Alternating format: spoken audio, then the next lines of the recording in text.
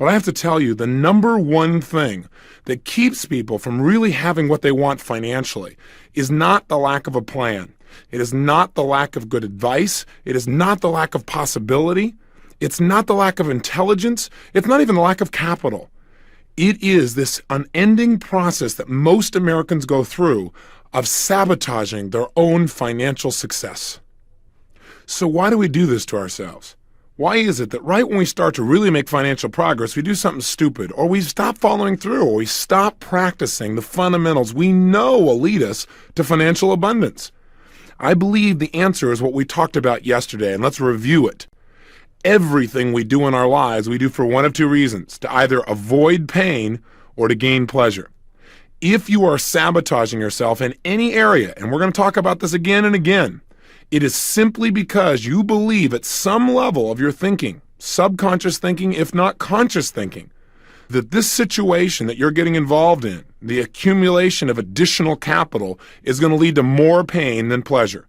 And again, I know that sounds insane and crazy, but I have to tell you, it's absolutely accurate in any person that I've studied who's been living in financial lack. In addition, many people associate pleasure to having a lack of financial abundance. Because, see, think about it. When people really do well financially and they're around their friends, what happens? Well, I can tell you from experience. When I was really young, I really went for it. 19 years old, had my own company, written up in newspapers and magazines. Wonder Boy, you remember me, right? Ego exploding. Well, sure enough, I was making all this money, about $10,000 a month. I was jazzed. Except I thought money was going to lead to pleasure. I looked around and saw all the problems in my family, said, hey, if I got money, I can eliminate those, and I can have a lot more fun. I can give to my friends, and I'd go back to my friends and want to take them with me on a trip or want to go someplace. And they were uncomfortable. In fact, a lot of them started to judge me. And all of a sudden, some of them treated me harshly, and some of them made excuses. Some of them stopped going out to dinner with me. Some would say, well, I don't have a home like yours. And I said, I don't care. But what began to happen is I began to link that having money didn't mean the pleasure I thought it was going to mean. My brain started linking up having a lot of money means that people reject you. People you care about aren't comfortable with you. All of a sudden, I started feeling like an outcast. All of a sudden, I started feeling all this pain. And sure enough, within a short period of time, my brain, on some level, not consciously, but subconsciously, began to just destroy everything economically. And I already told you how I did it. Not showing up for key meetings, right? Treating people harshly, distracting myself through eating food continuously, watching television. All those elements came up to destroy my finances. And so we must remember how our brains work. They don't work logically. They work on what we associate to things. So if we're going to eliminate financial self-sabotage, the answer is very simple. You've heard it over and over again, and again you'll hear it from me. And that is, we must change our neuroassociations about money. That is, we've got to change some of our core beliefs. We've got to make sure that earning money is purely a positive and pleasurable experience for us, and not one in our mind that's going to lead to pain. Again, some people think, God, I'll have to pay all these taxes. And they don't have the money and they're worrying about the problem. No wonder they'll never have any. Why are they already considering the negative aspects of having money? The answer, I believe, is that for most people, having an abundance of money is the unknown. In its experience they've never had before. And people are basically afraid of the unknown. See, they know how it is right now. They understand it. They understand the status quo. And that's fairly comfortable. I mean, you might have a little bit of pain, but the unknown, now that's really scary. So I've found that most people fail to achieve what they want financially or sabotage themselves financially simply because they haven't gotten themselves ready for wealth, financial wealth. They've not conditioned themselves emotionally to have money. They've not developed the kinds of beliefs that would allow them to create an abundance of money and then continually expand that money as well. You remember the metaphor we talked about when we started this program? That what we have to do to really succeed, we have to build up our ability. We have to condition ourselves just as we would physically. And you start with a little bit and you begin to work with it each day, increasing the amounts until pretty soon what happens is you really develop the muscle. But you've got to be able to use it. You've got to condition your arms, for example, to be able to do curls. Well, you're going to have to condition your mind and your emotions in order to be able to have an abundance of money and feel comfortable with it. Otherwise, even though it's something that's very positive, it may feel like a weight to you because you just don't know how to deal with it. So how do we first get beyond this sense of lack? how do we first begin to create that wealth, and then how do we keep ourselves from destroying it once the abundance starts to flow? The way to really create the wealth that you want in your life starts with step number one. The way to get wealthy right now today is to free yourself from the illusion that you're not already wealthy. You say, what are you talking about, Tony? I don't have any money. Listen, wealth is not just money. Wealth is an abundance of the things that you really desire in your life. Wealth is leverage. That is the ability to have experiences that you have not personally controlled or generated. What do I mean? Well, you are wealthy. You live in a country where there is abundance around you all the time, and you own it just for living here. I mean, you own the public highways. You don't have to pay anything for most of them across the country. You own many of these government buildings. You can go in. They're yours. You can use them anytime you want. You can go into a public library and get access to any book that's ever been written virtually, and it costs you nothing. Think about it. Leverage in your life is everywhere. You didn't have to go out and actually create your breakfast, nor did you have to hunt down your dinner. These things have been done for you. You say, well, yes, I paid for them. Yeah, that's true. And it wasn't on your back that the salt came out of mines so that you could put it on your food. You are truly wealthy. The level of abundance that you and I experience every single day, no matter how much money we earn, compared to the rest of the world, is absolutely absurd. And yet we walk around feeling like we have lack. And see, like attracts like.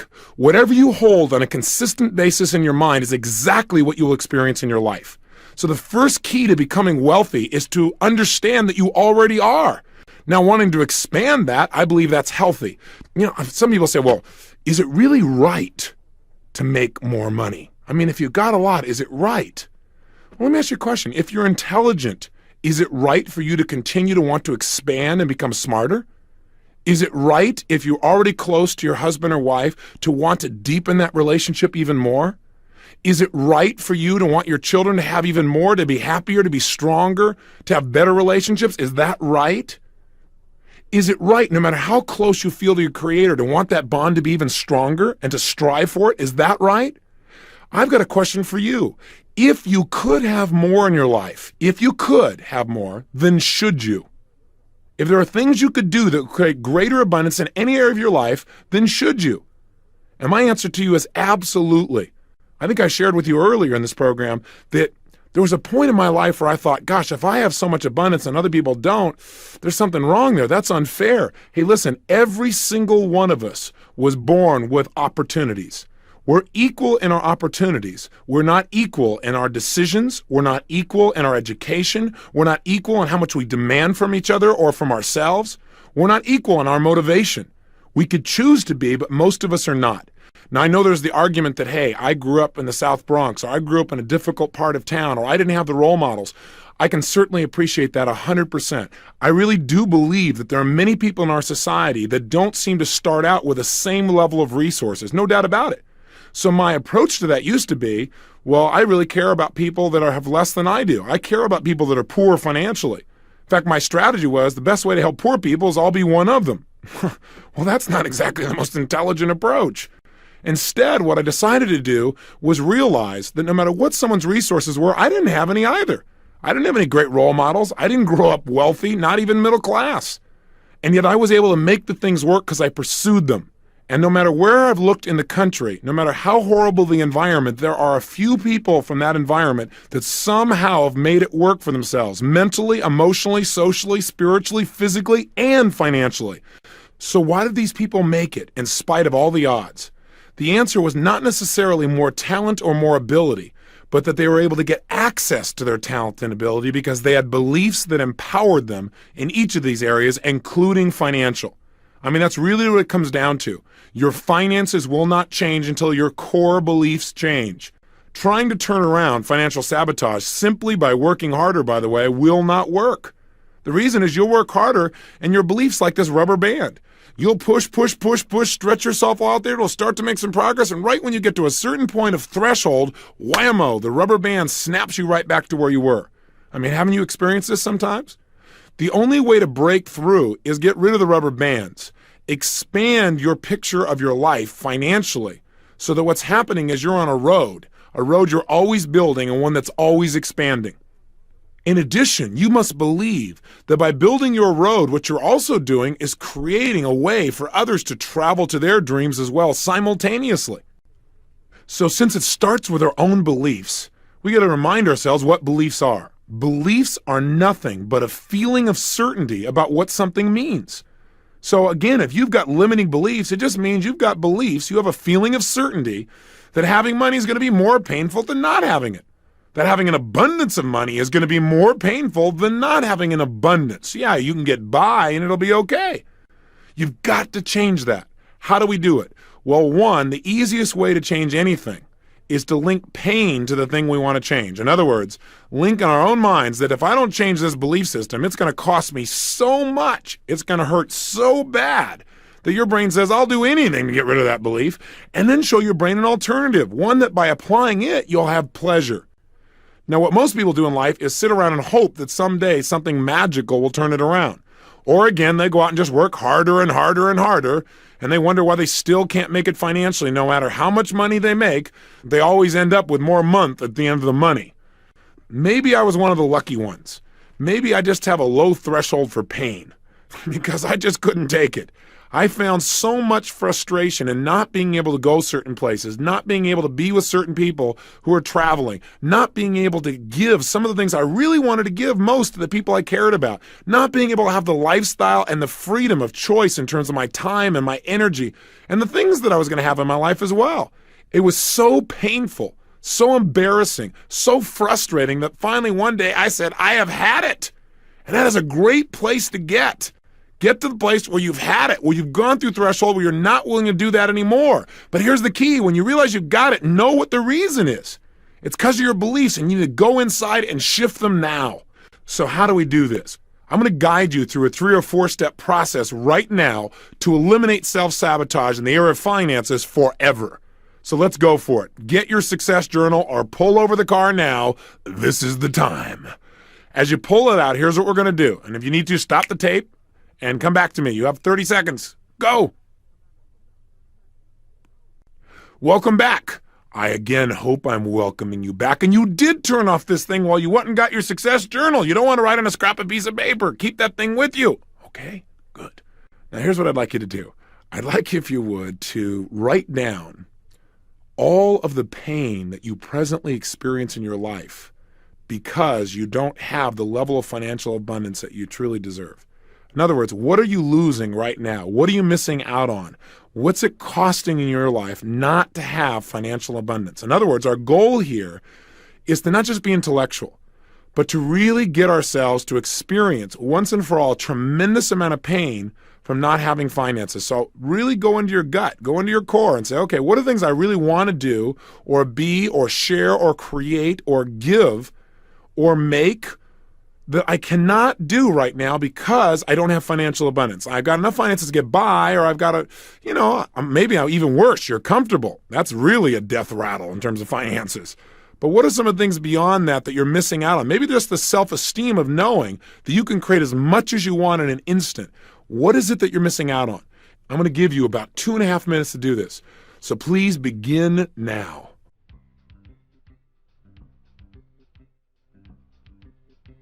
Remember, while you're doing this, make it compelling. What are some things you'd really like to do in your life that you can't do? Think about how much pain that could generate if you really focused on that enough. Normally, you don't pay attention. Do you ever have to say, someday, honey, we'll do that? How does that make you feel? Or someday, son, someday, daughter, yeah, I'd really like to do this, but we just can't do it right now. Maybe later, maybe sometime. And yet in your feeling, in your gut, you don't think it'll ever happen. What's some of the pain you experience because you don't have massive financial abundance? What's it costing you in your life? What could you do to develop yourself if you had more money? And you're missing out on it now. What could you do for your favorite foundation or your favorite charity? Would you like to buy something? Is there somebody in your family who's suffering right now financially and you're unable to help them? How does that make you feel to know you don't have the money to help them? Someone need medical care? Would you like to be able to purchase a nicer home or something like that for family members, a mom or a dad? Would like to take better care of your grandparents but can't because you just don't have the financial abundance? Is there a school you like to send your children to but you just can't, again, because there isn't enough money?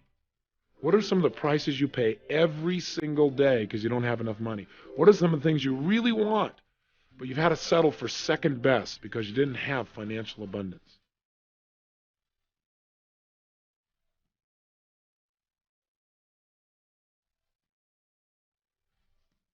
Is there a studio you'd like to build and you can't do that, so you got to go somewhere else?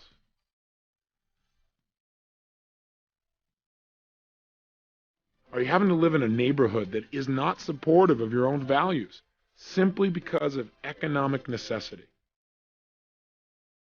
How does that make you feel, knowing that you have to do that? Make sure as you write these down, you really feel the pain. I know that doesn't sound very nice, but the way we change is link pain to something. Get it out on the table.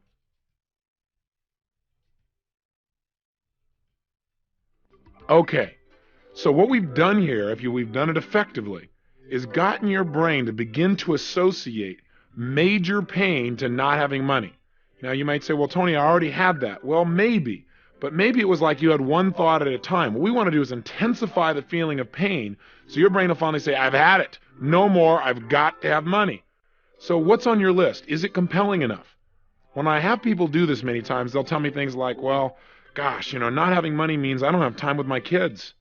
Or not having money means I can't live with my son or daughter. Or not having money means I can't get them the kind of child care they really deserve, and I'm busy working too, and I don't know what to do. That's pretty strong pain. That'll get somebody motivated real quick. Remember, we'll do more to avoid pain than we will to gain pleasure, so put it on yourself. Some people say just the pressure of the bills themselves. That is so painful. Having people calling you up again and again saying, hey, you got to handle this thing. That does it for some people by itself. Or maybe in this society where 1 out of 2 people end up in divorce, some people are having to support 2 households. And they think about the pain they have in that they can't have the lifestyle they want because they can barely take care of themselves after taking care of somebody else. For other people, it's saying, I can't do it, or I'll do it later, but knowing in their heart that later may never come. That's pain. Or maybe for you, it's just the pain of knowing somebody who really deserves help, and you just can't do it because you don't have the money. Or maybe it's the inability to travel or visit the places you'd really like to, or maybe visit some people. I know some people have made on their list things like, I just don't have the money to even go visit the grandparents who are about to pass away. I know I need to be there, but I just can't because I'm busy and I have to keep working, or because I don't have the money to even get there. Again, this is not negative. This is the most positive thing you can do to yourself. Creating pressure on yourself, massive pressure, where not having money hurts, will make your brain want to change. That's the only way you'll get rid of the sabotage. Does that make sense? So let's go to the second stage. The second stage is let's just find out what you think of when you think about money itself. So now I'm going to only give you about 60 seconds. But in these 60 seconds, what I'd like you to do is back in your success journal, just write down anything you think of that you associate to money. If I say to you money or a lot of money, I want you to write down what pops up in your head. Just write down singular words that you associate to money. So you've got 60 seconds. Please begin now. Go for it.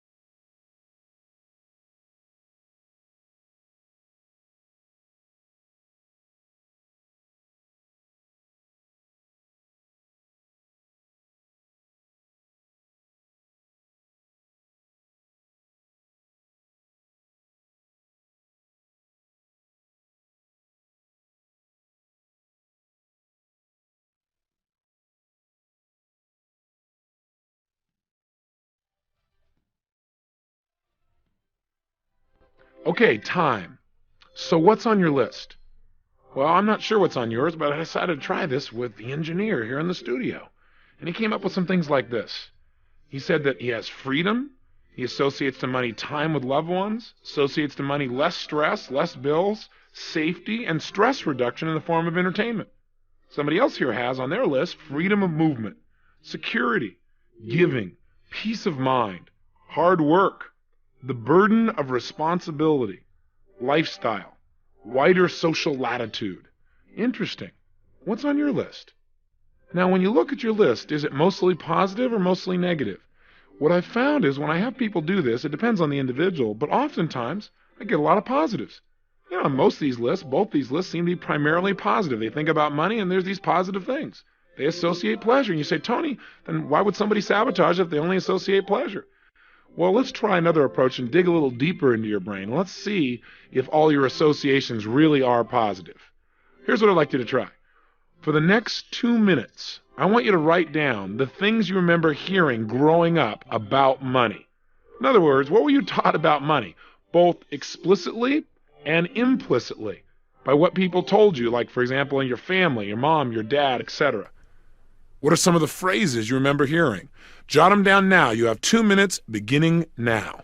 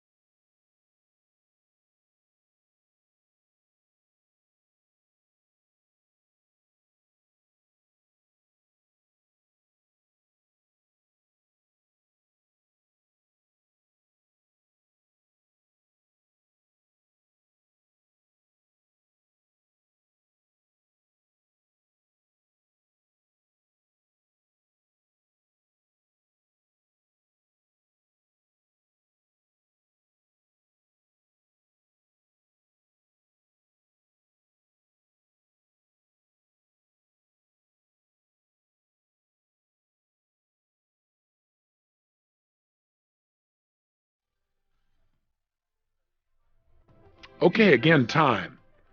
So my question is, do you notice any conflicts here? Well, I don't know what's on your list, but if I were to take the sampling I have here in the studio, it's rather interesting.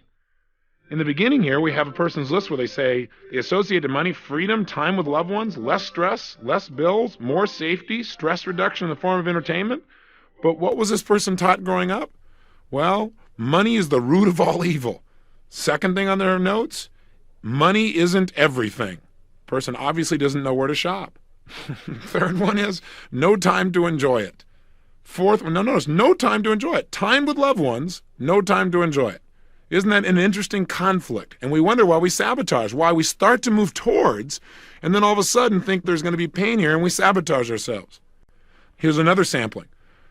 Person whose notes said that they associated money freedom of movement and security and giving and peace of mind and hard work and the burden of responsibility, few negatives there, and lifestyle. This person has money doesn't grow on trees. How's that for conditioning you for abundance? I'm not saying it does, but that's probably not the best frame to hold in your mind on an ongoing basis. Secondly, we can't afford it. Interesting. And that sentence is still probably running through this person's brain. Here's the next one. It costs too much, or it's too expensive. Here's the next thing on this gentleman's list. Take care of pennies, and the dollars will take care of themselves. Now let me ask you a question. How do you feel about taking care of pennies? Does that like really create pleasure for you? You think your brain says, oh man, I'm going to take care of all these pennies so I get a few dollars. Whoa, I highly doubt it. Here's my point. You want to know why people are sabotaging? Check out the massive contradictions here. On the one hand, the person associates to money primarily positive experiences, yet on the other, everything the person was taught growing up is it's going to be painful. Think about that. That's why people experience approach avoidance, where they go out and start to make some money, but only go so far before they limit themselves. Like having a governor on your car. You put your foot on the accelerator, you start going a certain pace, but that's the highest you're going to go. See, that governor is all the things you were taught in the past, those old beliefs. Now, how do we eradicate them? Again, we associate enough pain to them. Think about it. Are you willing to pay the price you wrote down to start with here? The things you're going to miss out on your life in order to keep these measly ideas in your mind that somebody dumped in without realizing the impact maybe years ago. I doubt it. So in essence, what we can do right now, we've got a lot of choices. One way to change your beliefs is use what you already know. Do a Dickens pattern on yourself. Go back to the tape where we did that and just guide yourself right through it. We've begun it already, haven't we? We've got you to begin to associate some major pain if you don't change. But I also need you to do is associate some pleasure to the change. And that part should be pretty easy. All you have to do now, and let's do it, is make a list of all the benefits you would have, all the things you would get in your life, all the ways your life would be absolutely, totally enhanced if money was no longer a question in your life, if you had true financial freedom and financial abundance. I'm going to give you 120 seconds to write down as fast as you can how your life would be greater and better if money was no longer an issue in your life. In other words, what would be all the additional benefits? How would your life be greater? How would your life be better immediately if right now you handled the financial issue? You have 120 seconds. Write it down now.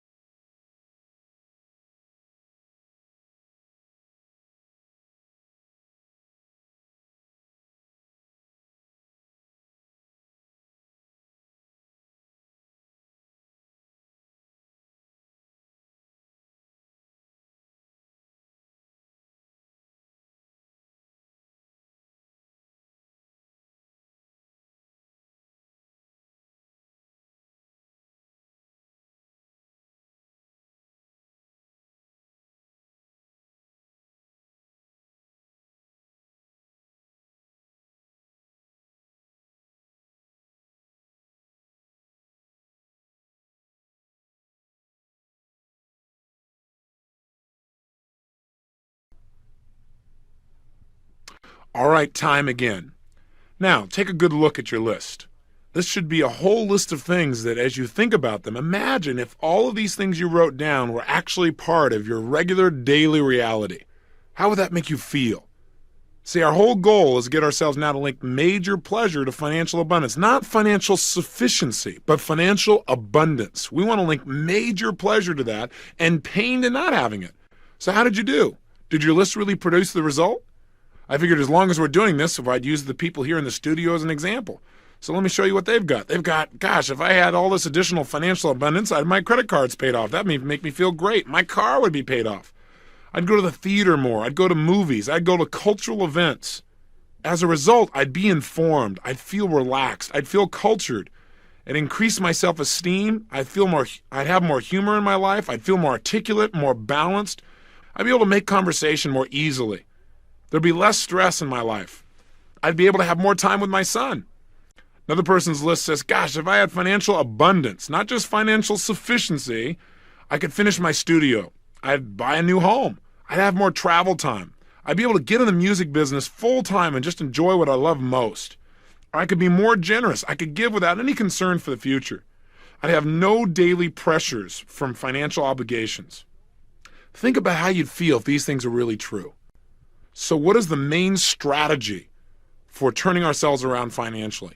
Simple answer. You've heard it many times. Again, repetition being the mother of skill. And you've heard that one a few times too, haven't you? But I want to remind you that our brain moves away from pain and towards pleasure. Right now, if you don't have enough money, it's because your brain links pain to having it in a major abundance at least, not sufficiency, but in a major abundance, and a certain amount of pleasure in staying where you are. We want to reverse it. How are we reversing it? 1, create massive pain and associate that pain to not having it. 2, create tremendous pleasure to having it. Get it clear in your mind that there's a carrot and a stick and they're going to drive you forward financially, and you'll see the financial self-sabotage disappear from your life. Now we need to go a step beyond. We've now got the beliefs that work, but that's not enough by itself. Got to go beyond just eliminating the negative beliefs. And by the way, one way to get rid of some of these old beliefs that used to stop you as well is to ridicule them. See, if you take anything you've heard or said to yourself, and all you do is say it over and over again in a unique new way, you create a new anchor. In other words, that's what advertisers did, right? Winston tastes good like A, Winston tastes good like A, Winston tastes good like A. How do you spell relief is R-O-L-A-I-D-S, R-O-L-A-I-D-S, R-O-L-A-I-D-S, and you heard it over and over again until that's what you linked. Simple anchoring. So what you could do is attach to those old phrases new beliefs. So that when your mind says money doesn't grow on trees, you say, that's absolutely right. It grows out of the positive ideas that I follow through on every single day of my life. If you do that over and over again, pretty soon, money doesn't grow on trees won't have the negative impact. Does that make sense?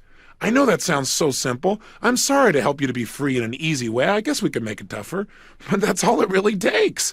All you got to do is identify what used to stop you, destroy it, eliminate it, or get it to trigger something more positive. If you've got one here that says something like, money isn't everything, say, for people who don't know where to shop. Have some fun. Get yourself to giggle or laugh. All you have to do is get these beliefs to have less heaviness to them, less control over you. Ridicule them, play with them, and that's going to be one of your exercises. In fact, it may be useful for you to do that now, to go through right now and do things to these beliefs to either make them trigger a new empowering belief or to ridicule them to the point where they no longer affect you, to where you would think of them every time you thought of money isn't everything, you begin to smile thinking of that funny phrase, well, you don't know where to shop. In other words, it's not true. What I'm saying is not true. All it is taking away a limitation. Does that make sense? Let's try it. Let's stop. One last thing. You're giving me a lot of exercises today. That's true. But this is an issue. It's time to just get over it and move on so you can have the kind of abundance here that you also have and are continually developing in your relationships and in your business and your spirituality and in your emotion and your energy and your life. Go for it. What I want you to do specifically is the following. Take out your success journal. Go through each of those limiting beliefs. Any limiting beliefs. In other words, remember we said write down anything you used to hear growing up about money, any of them that would be a limitation, and change the belief. In other words, attach a new belief to it. Just the way we did here. Money doesn't grow on trees. That's right, because it grows out of the ideas that I generate every day and follow through on that create good for myself and other people. And just say it over and over again. So pretty soon you begin to link it, or maybe something simpler than that complicated phrase I came up with. Let's take another one as an example. Let's say growing up you continually heard, it's too expensive, it's too expensive. Now that's part of you. And you say, you're absolutely right. It used to be too expensive, but now it's an investment in my joy. You get the idea. Now you may say, well, gosh, this is really hard. So is not having any money. You deserve financial abundance. Right now, get creative and go through each of the negative phrases or beliefs and find a way to either counteract them or attach something to them that will empower you. Please take the time to do this one right now. Let's just eradicate these beliefs. Do it now.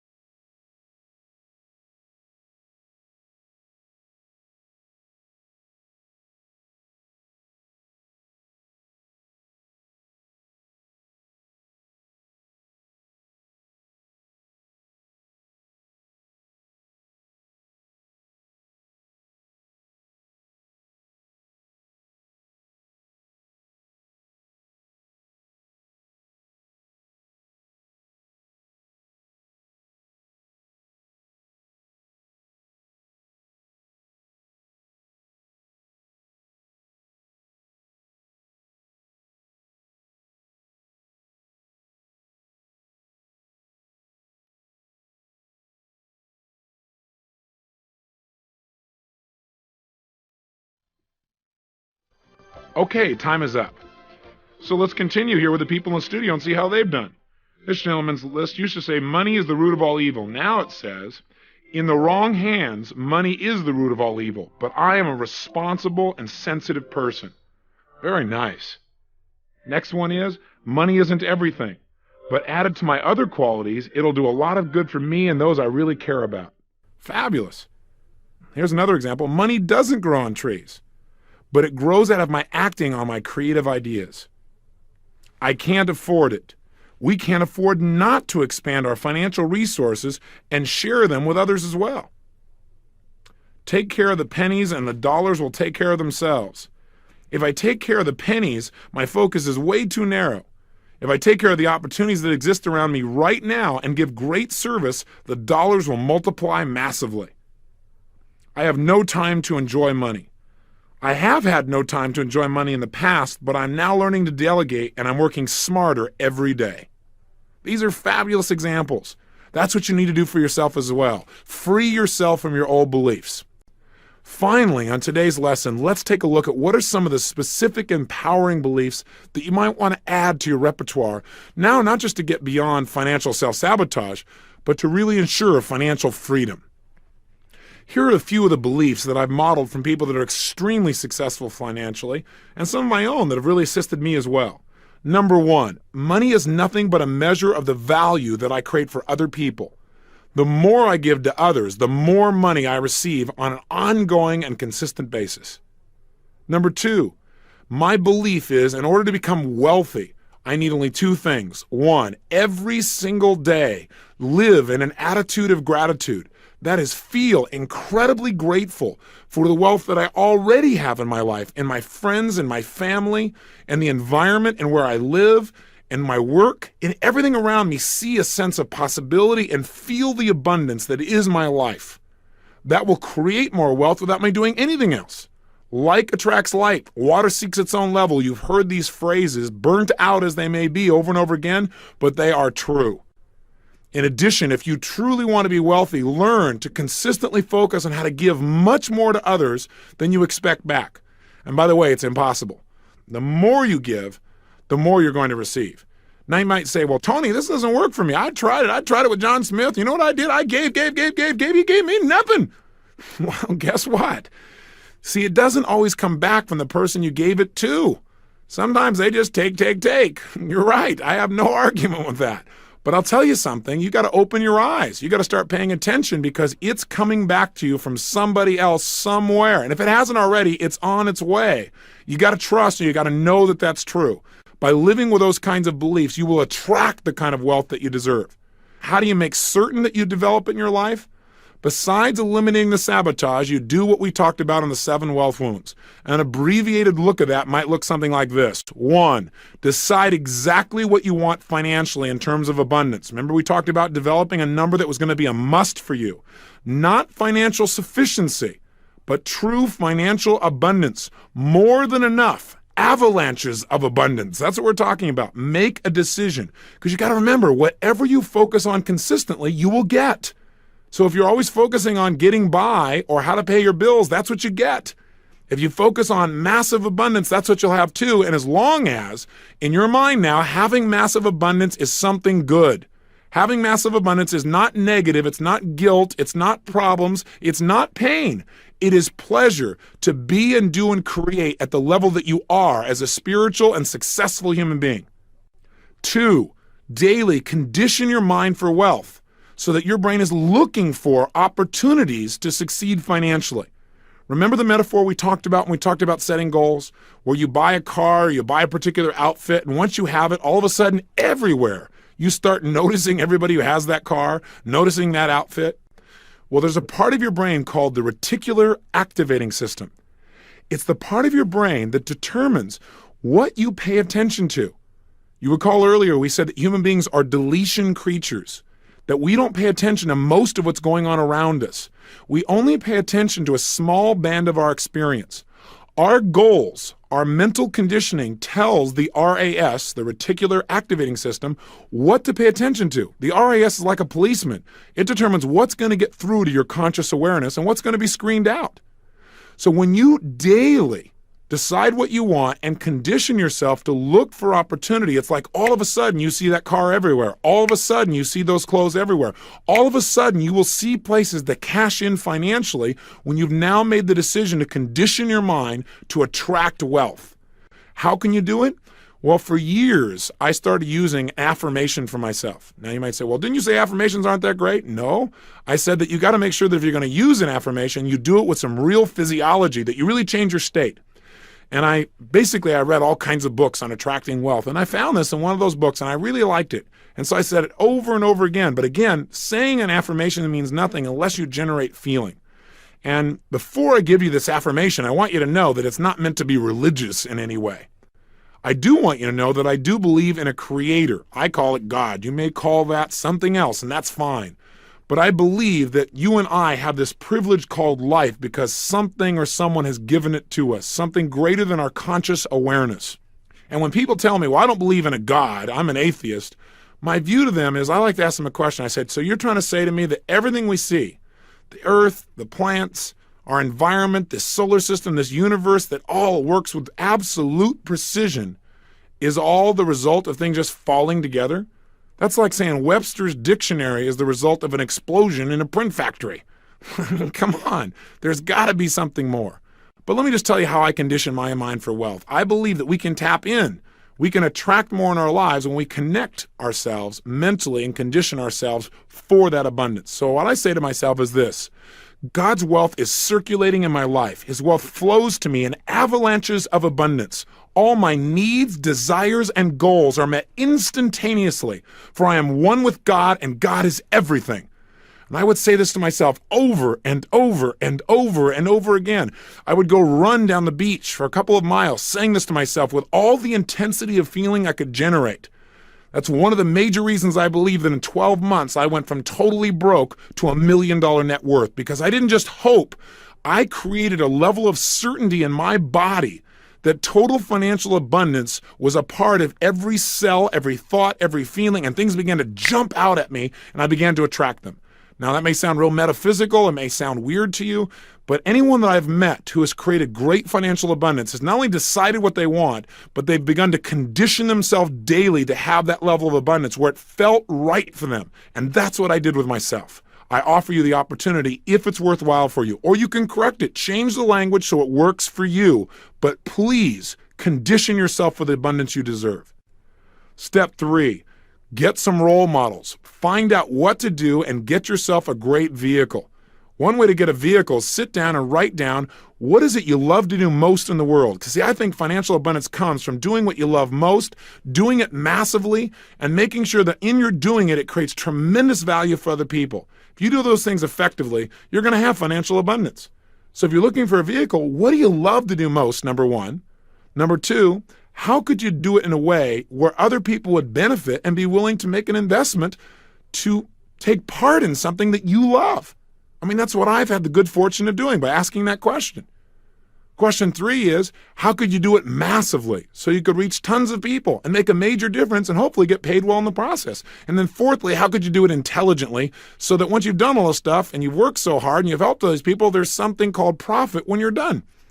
There are lots of possibilities for vehicles, and there are lots of models if you already want to stay right where you are and do very well financially. Again, call or write us. We'll teach you some models. Come to our seminars, or find somebody who you respect locally and model them, or go to somebody else's program. Whatever it takes, please get yourself a model. That's how you'll know what to do. 4, make sure that on an ongoing basis, you experience yourself as a giver. And I save this for last because I want you to remember this.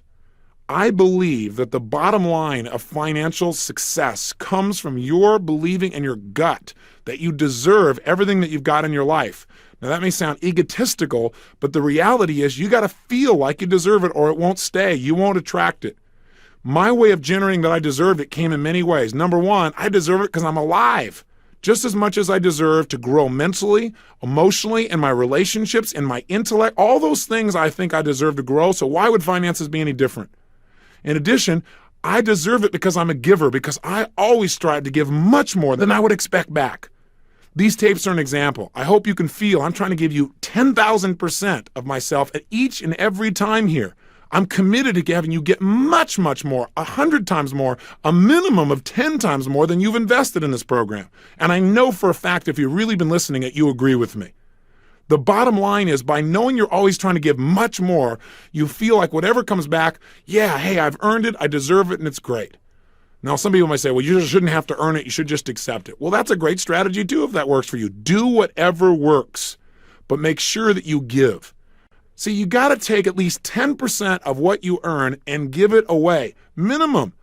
Now, some people say, well, Tony, when I make more money, then I'll give 10%. Who are you kidding? What do you think is harder, to give a dime out of $1 or 100,000 out of $1 million? Trust me, the 100,000 will feel quite a bit different than the dime out of the dollar. If you don't develop the habits now, you certainly won't do it when the numbers get bigger. Listen, go get yourself a book, simple book. It's called The Richest Man in Babylon. It's by George Clason. It's a very old classic, very small. You can read it in a short time. It's like a series of short stories that'll teach you how to use money through allegory. It'll teach you 3 basic principles. 1, it'll teach you no matter how much money you make or don't make, take 10% of it and give it away immediately. Why? It doesn't say this, but this is what I believe. When you give away a percentage of what you have, it teaches your subconscious mind that there's more than enough. Boy, that's a great belief to install, because once it believes that, your subconscious mind will create that reality in your life. It makes you feel like a giver, and we all deserve to have that feeling of pleasure of being a giver and not a taker. 2, it'll tell you to take 10% of what you earn and use it to reduce your debts. Pay off MasterCharge, Visa, Arnold's Linoleum, whatever it takes. And 3, take 10% and save it up to invest. No matter how small it is, you can't believe what some of the investments are that are available out there. There are things that take almost no money you could get started with and begin to build your wealth. But make sure you give. And here's the 5th step that I want you to take to really condition yourself for wealth and move to the next level. And that is, create experiences with money that create tremendous pleasure and joy for yourself and the people around you. Give to yourself. Be willing to really do that and watch your financial picture change. In other words, you can't expect to work that hard, make a lot of money, and then never get any pleasure out of it. Just put it in CDs or just invest it or just give it away and never feel that direct connection of pleasure. Your brain won't do it forever. So you might take a certain amount of your money and it's just mad money. You're just going to go out and do stupid fun things that maybe in the past you used to make yourself wrong for. You're going to go play. That's play money. And if you do that, you can't believe it'll happen. Your brain will go, yeah, let's make some more money. We can have some more play, some more pleasure. And it'll enhance your life in virtually every way. Remember, if you have financial abundance, it's because you deserve it. If you've lived by your values and you've truly given yourself each day, tried to add major value to other people's lives, and you've had a decent vehicle, you will develop financial abundance. You'll have financial excess. Now, the challenge with that is that people think when they hear excess is too much. But in this case, you've got to realize that your excess is the result of you giving much more than what's even shown up. It's a great scorecard for the value you've added in other people's lives, and as a result, you have even more in your own as well. There is no need to create limits on yourself. Let yourself grow well beyond your past limits and create the abundance you deserve. Here's your assignment for today. You go, I got another assignment? Well, why not? We're on a roll. The last assignment is this. As you turn the tape off, let me give you a 10-day challenge. I know I've given you some daily challenges, like your morning questions, but just for 10 days. And start it today. Would you be willing to take a minute or two and begin to condition your mind for financial possibility by doing the following? Writing down simply 3 ideas on how to make money. 3 new ideas. Either something that already exists that you haven't been paying attention to before, or a brand new idea, a concept for a service or a business or an investment or a possibility or an invention. Anything at all. And let me give you one caveat. Maybe a bunch of your ideas won't be worthwhile. Who cares? How many ideas do you need to be able to create financial abundance? 1 or 2 good ones, that's it. And that's all you need is 1. So if you did this for 10 days, you'll have 30 ideas at the end of 10 days, plus you'll have done something else. You'll have established a conditioned mental pattern or habit of looking for financial opportunity, and you certainly deserve that. If you keep looking, you're liable to find something. And if you find something, you're liable to follow through. And if you follow through, you're liable to make some major money. And then you won't have to focus on money. You'll be able to just have that abundance and be able to focus on whatever you hold as most important now. So go for it.